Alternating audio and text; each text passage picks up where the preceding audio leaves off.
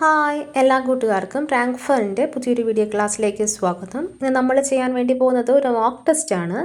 10th പ്രിലിംസുമായിട്ട് relate ചെയ്തിട്ടുള്ളൊരു mock test. അതിൻ്റെ പാർട്ട് 1 ചെയ്യുന്നത്. അപ്പോൾ എല്ലാവരും ഇതിൽ പാർട്ടിസിപ്പേറ്റ് ചെയ്യുക. നിങ്ങൾക്ക് ലഭിക്കുന്ന സ്കോർ കമൻറ്റ് ചെയ്യുക. നമുക്ക് ഇന്നത്തെ ക്ലാസ്സിലേക്ക് കിടക്കാം. ചോദ്യം: ഇന്ത്യൻ നാഷണൽ കോൺഗ്രസിൻ്റെ പ്രസിഡന്റ് സ്ഥാനം അലങ്കരിച്ച ഏക മലയാളി ആരായിരുന്നു? ഇന്ത്യൻ നാഷണൽ കോൺഗ്രസിൻ്റെ പ്രസിഡന്റ് സ്ഥാനം അലങ്കരിച്ച ഏക മലയാളി ആരായിരുന്നു? Option A Pattom Thanu Pillai, option B sir C Sankaran Nair, option C K P Kesava Menon, option D K Kelappan.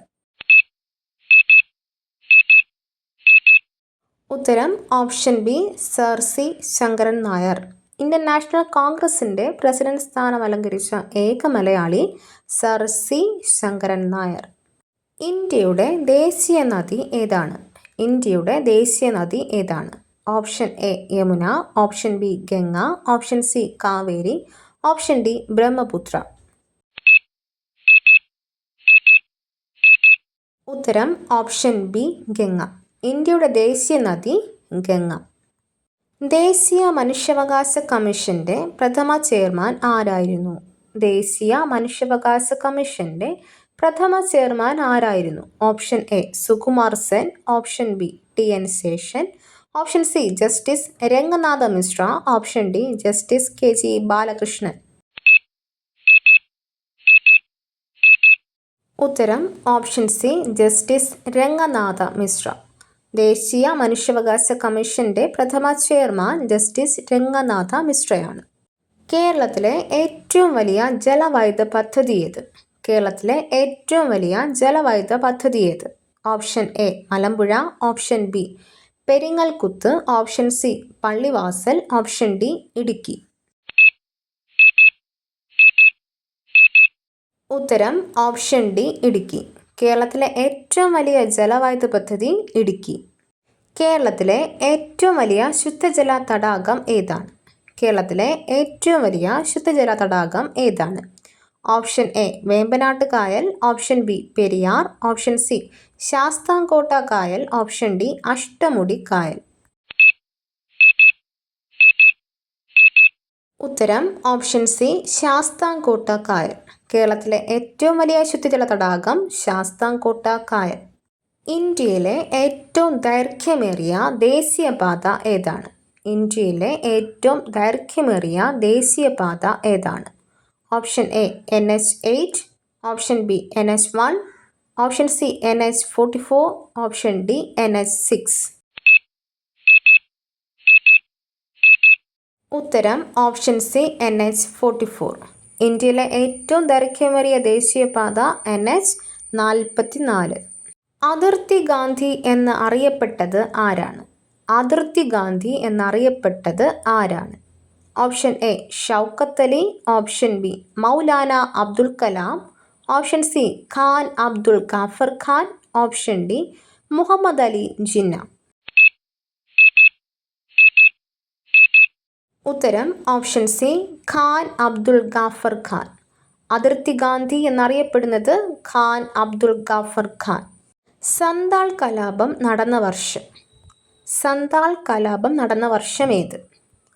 Option A 1857 മുതൽ 1858 വരെ, ഓപ്ഷൻ ബി 1856 മുതൽ 1857 വരെ, ഓപ്ഷൻ സി 1855 മുതൽ 1856 വരെ, ഓപ്ഷൻ ഡി 1854 മുതൽ 1855 വരെ. ഉത്തരം ഓപ്ഷൻ സി 1855 മുതൽ 1856 വരെ. സന്താൾ കലാപം നടന്ന വർഷം 1855 മുതൽ 1856 വരെ. ഒന്നാം ഇന്ത്യൻ സ്വാതന്ത്ര്യ സമരം ആരംഭിച്ചത് എന്ന്? ഒന്നാം ഇന്ത്യൻ സ്വാതന്ത്ര്യ സമരം ആരംഭിച്ചത് എന്ന്?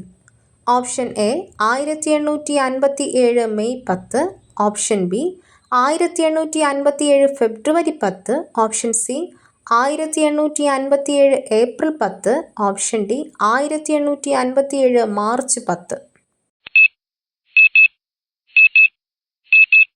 ഉത്തരം ഓപ്ഷൻ എ 1857 മെയ് 10. ഒന്നാം ഇന്ത്യൻ സ്വാതന്ത്ര്യ സമരം ആരംഭിച്ചത് 1857 മെയ് 10. ക്വിറ്റ് ഇന്ത്യ ദിനമായി ആചരിക്കുന്നത് എന്നാണ്? ക്വിറ്റ് ഇന്ത്യ ദിനമായി ആചരിക്കുന്നത് എന്നാണ്? Option A 1942 August 8. Option B 1942 August 6. Option C 1942 August 9. Option D 1942 August 5. ഉത്തരം option C 1942 August 9. Quit India ദിനമായി ആചരിക്കുന്നത് 1942 ഓഗസ്റ്റ് 9. ഇന്ത്യയുടെ ദേശീയ ഗീതം രചിച്ചത് ആര്? ഇന്ത്യയുടെ ദേശീയ ഗീതം രചിച്ചത് ആര്? Option A Kabirdas. Option B Bankim Chandra Chatterjee. Option C Rabindranath Tagore. Option D Jawaharlal Nehru. ഉത്തരം ഓപ്ഷൻ ബി ബങ്കിം ചന്ദ്ര ചാറ്റർജി. ഇന്ത്യയുടെ ദേശീയ ഗീതം രചിച്ചത് ബങ്കിം ചന്ദ്ര ചാറ്റർജി.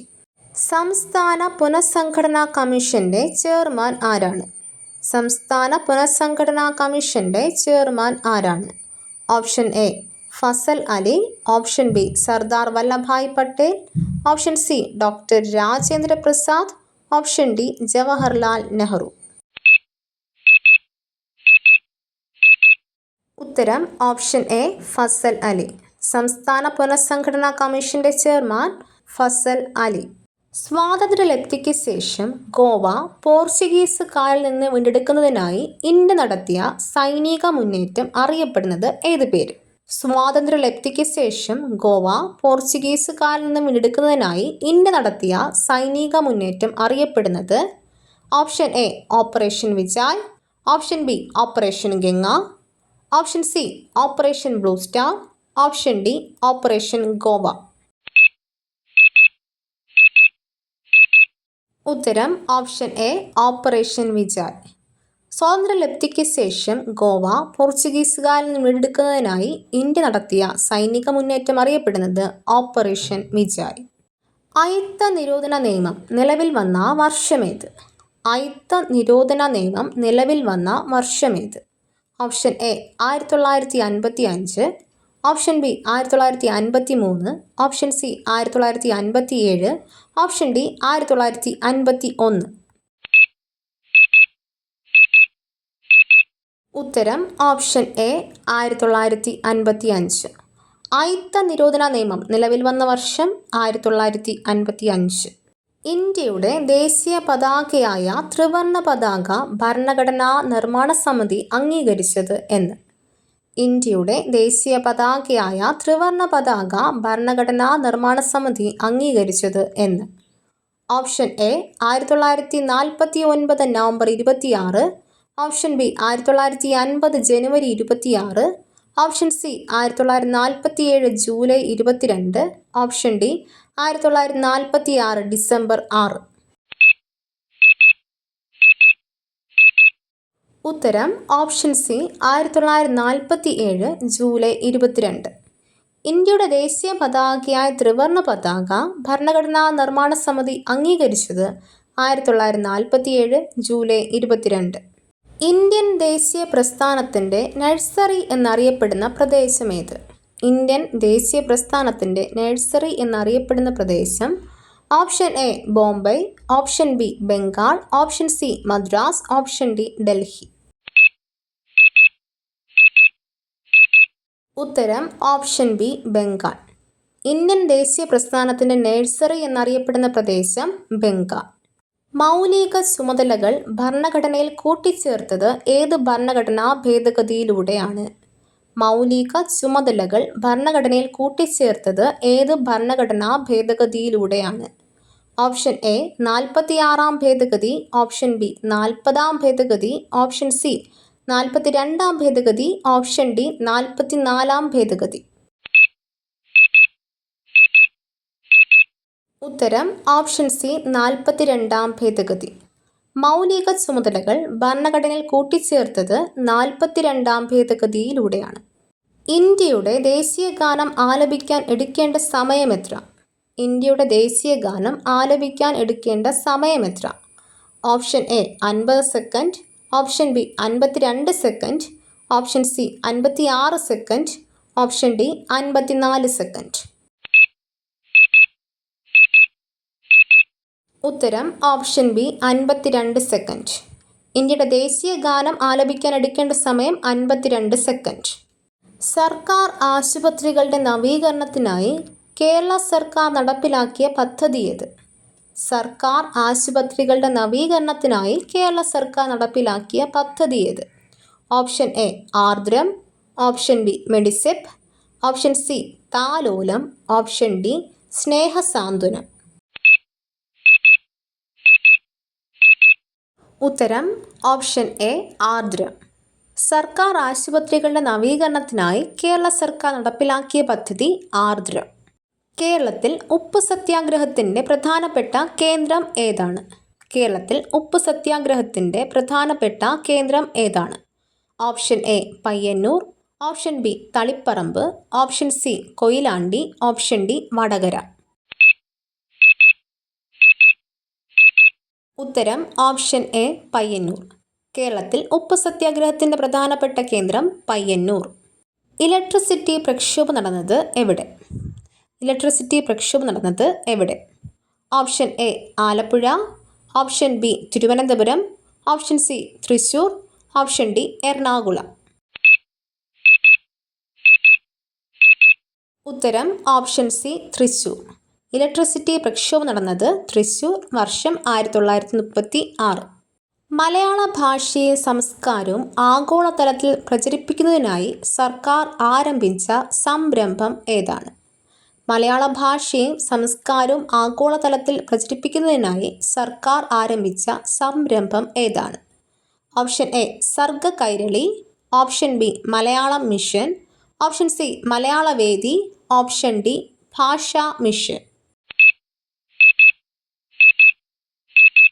ഉത്തരം ഓപ്ഷൻ ബി മലയാളം മിഷൻ. മലയാള ഭാഷയും സംസ്കാരവും ആഗോളതലത്തിൽ പ്രചരിപ്പിക്കുന്നതിനായി സർക്കാർ ആരംഭിച്ച സംരംഭം മലയാളം മിഷൻ. സാധുജന പരിപാലന യോഗം സ്ഥാപിച്ചത് ആരാണ്? സാധുജന പരിപാലന യോഗം സ്ഥാപിച്ചത് ആരാണ്?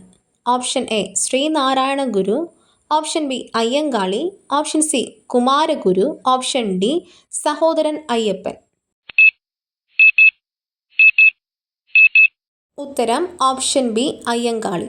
സാധുജന പരിപാലന യോഗം സ്ഥാപിച്ചത് അയ്യങ്കാളി. കേരള ലിങ്കൺ എന്നറിയപ്പെടുന്ന സാമൂഹ്യ പരിഷ്കർത്താവ് ആരാണ്? കേരള ലിങ്കൺ എന്നറിയപ്പെടുന്ന സാമൂഹ്യ പരിഷ്കർത്താവ് ആരാണ്? Option A Vaikunda Swamikal, option B Chattampi Swamikal, option C pandit Karuppan, option D V T. Bhattathiripad. ഉത്തരം option C pandit Karuppan. Kerala Lincoln എന്നറിയപ്പെടുന്ന സാമൂഹ്യ പരിഷ്കർത്താവ് പണ്ഡിറ്റ് കറുപ്പൻ. ഇന്ത്യയിലെ ഏറ്റവും പഴക്കം ചെന്നതും വലിപ്പമുള്ളതുമായ സ്റ്റീൽ പ്ലാന്റ് ഏതാണ്? ഇന്ത്യയിലെ ഏറ്റവും പഴക്കം ചെന്നതും വലിപ്പമുള്ളതുമായ സ്റ്റീൽ പ്ലാന്റ് ഏതാണ്?